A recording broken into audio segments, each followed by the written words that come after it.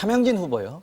부천입니다. 미래통합당 후보인데 미래통합당 윤리위가 징계 결정을 했습니다. 그런데 탈당 권유가 나왔습니다. 이게 어저께 김종인 위원장이 제명시키겠다고 했거든요. 네. 제명이 아니고 탈당 권유예요. 근데 이제 그 선거 기간 중에 이런 실수가 나올 수밖에 없어요. 어느 선거나 어느 정당이나. 근데 문제는 이런 실수도 물론 하면 안 되겠지만 뭐 실수도 여러 가지 종류가 있어요. 이분은 지금 처음이 아니라서. 네, 차명진 후보는 뭐 워낙 많이 막말로 알려진 분이란 말이에요. 근데 정당들이 이런 실수에 어떻게 대응하냐도 굉장히 중요합니다. 정말 이 부분에 대해서 정말 반성하고 아 정말 이 정당이 반성하고 있구나라는 진정성을 보여주면은 그래도 뭔가 조금 이제 그 만회할 수가 있는데 전 그런 관점에서 볼 때 차명진 후보에 대해서 탈당 권유를 했다. 선거 이후에 탈당 권유는 이번에 선거를 하라는 얘기잖아요. 그렇죠. 그렇다면 이 세월호 발언에 대한 심각성 이거를 여전히 인식하지 못하고 있다라고 생각할 수밖에 없어요. 당이. 예, 정당이 통합당 자체가. 그러니까 지난해도 그 차명진 후보가 그런 세월호 관련 막말했을 때도 당원권 3개 정지에 그쳤거든요. 네. 그리고 또 하나 막말을 한 의원들은 후보들은 공천하지 않는다는 게 있어요. 이제 통합당. 공천 통과했습니다. 결국 경선 통과했지 통해서요. 않습니까? 네. 민경 후보도 그렇고. 네. 전 그래서 이런 부분들은 누가 결정되는지 모르겠습니다만 통합당이 여전히 그런 대단히 퇴행적 사고에 뭐 전체는 아니라 하더라도 벗어나지 못하고 그렇게 있다. 인식할 수밖에 없어요. 이걸 그렇지 않고 심각한 인식을 하지 않았으면은 이게 이해가 안 간다는 거예요. 이걸 과감하게 그 김대호 후보는 제명시켰지 않습니까? 네. 저는 개인적으로 김대호 후보 말보다 차명진 후보의 말이 훨씬 더 심각한 얘기라고 생각을 하는데. 김대우 후보로서는 조금 더 형평성에 맞지 않다라고 당연히 그럴 수가 생각했어요. 있죠. 네, 아예 나보다 탈당을 무거운 시켰으니까 발언인데. 후보를 직을 박탈했잖아요. 좀 그런 면에서 볼 때 저는 뭐 개인적으로 대단히 의아합니다. 김종인 선대위원장은 윤리위가 한심하다 이렇게 얘기를 했습니다. 네. 아마 김종인 위원장 입장에서는 이것이 계속 논란이 되는 것보다는 그야말로 딱 잘라내고 가는 것이 더 굉장히 신속하게 바람직하다. 자신은 대응을 네, 했거든요. 뭐 이렇게 지금 보고 있는 입장이고요. 윤리위에서 왜 이런 결정을 했을까를 생각해 본다면 윤리위가 느끼는 고충도 있었을 것이다 이런 생각을 합니다. 네. 지금 얘기한 부분이 어떻게 보면은 막말의 과연 기준가 무엇이냐라고 하는 문제가 있을 수 있습니다. 이것이 네. 과연 욕이냐 사회 통념에 어긋나느냐 아니면 이것이 사실이 아니냐.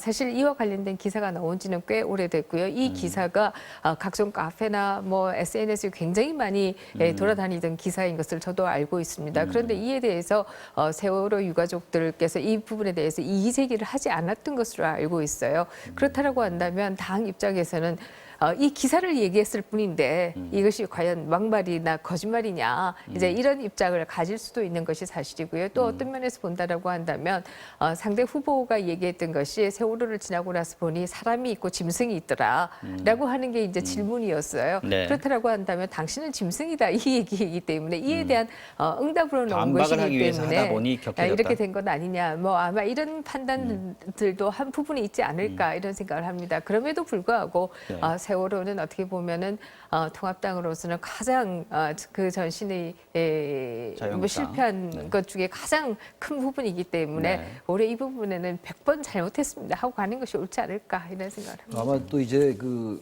강성 지지층들을 의식해 움직도 해요. 선거 전략상 만약 차명진 후보 지금 우리 김 교수 말씀처럼 그러한 논리도 있는 거란 말이에요. 네. 한편으로. 윤리위가 그 얘기를 했습니다. 했으니까 왜 그러니까 이렇게 그쪽을 그 사람의 징계를 생각은 낮췄나 다른 했을 때. 거니까. 네. 이게 통합당을 지지하는 아주 그 강한 지지자들, 결집력이 강한 지지자들은 그게 왜 이렇게 문제가 되느냐라는 그 이의 제기. 그렇다면 이 표가 오히려 달아나지 않을까라는 그런 걱정도 했음직해요. 집토끼를 놓칠 수 있다? 그렇죠. 그럼에도 불구하고 우리 유권자들의 보편적 인식이라는 게 있어요. 선거라는 거는 논문 쓰는 게 아니잖아요. 근데 이런 건 과감하게 잘라주는 게 맞지 않았을까라는 생각이 든다라는 거죠. 지금 차명진 후보는 윤리위 고맙다. 내가 총선 완주할 수 있게 됐다라고 지금 얘기를 하고 있고 네, 김종인 선대위원장 같은 경우에는 당 후보로 인정 못한다라고 지금 네, 얘기해요. 그렇습니다. 하필이면 10일 이후까지 10일 이내에 탈당해라라고 하는 것이 이게 지금 당규에 그렇게 돼 결정이기 있는 때문에 거죠? 그렇습니다. 그렇기 때문에 결국 다시 선거까지는 남았으니까. 네, 이 통합당의 이름으로 뛸 수가 있게 되었다라고 하는 것이고 그렇죠. 선거 이후에는 당선되면 뭐 무소속으로 가든 그때는 뭐 일단 이기는 것이고 또 뭐 졌다라고 해도 지고 나면 사실 뭐 당원으로서의 의미가 한국은 어찌됐든 뭐 선거 중심의 정당이기 때문에 크지 않다 이렇게 본다라고 하면 한다면 이 결정이 차명진 의원 후보로서는 뭐 상당히 고마운 부분이 있을 텐데 이게 당을 위해서 좋은 것이냐라고 하는 부분은 다른 생각이 있을 수 있다라고 하는. 미래통합당에서 광주 서구갑에서도 지금 막말이라고 표현될 만한 말들이 나왔습니다. 이건 어떤 얘기였나요? 무슨 뭐 주동식 후보였어요? 광주는 뭐 네. 제사 하도 말 같지가 않아서 저는 사실은 보고 말았는데 네. 근데 저는 이런 말씀들을 하는 사람들이 이해가 안 가요. 광주는 뭐 제사만 드린다 이런 그런 비슷한 얘기 했잖아요. 제사에 매달리고 있다. 매달린다. 근데 참 이런 말씀 하시는 분들 참 어떻게 보면 존경스럽더라고요. 어떻게 그런 말이 나올 수가 있는 건지. 근데 물론 이 부분은 이제 선거에 승패에 큰 영향을 안 줄 것 같아요. 광주고 이제 통합당 후보긴 한데 이런 얘기들이 너무 많이 갑자기 나오는 것 같아요. 지금 선거 이제 며칠 앞두고 일상적이고 보편적인 영역에서 이해가 안 가는 발언들.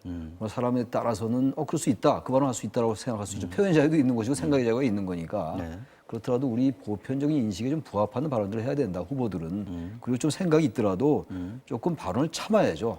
속으로만 생각하면 되지. 왜 그걸 굳이 이렇게 나타내가지고 스스로에게도 불리함을 자초하고 당에도 그렇게 누를 끼치는 잘 이해가 안 갑니다. 민주당에서도 막말 이슈 하나 있습니다. 지금 홍성국 후보였나요? 민주당 후보 세종갑에 출마하시는 분인데 과거 이제 강연에서 여성 비하 발언을 했다. 어떤 내용이었는지 혹시 아시나요? 네, 뭐 이것은 여성 비하라기보다 어떻게 보면은 사회 통념에 맞지 않는 발언이 아닌가 이런 생각을 합니다.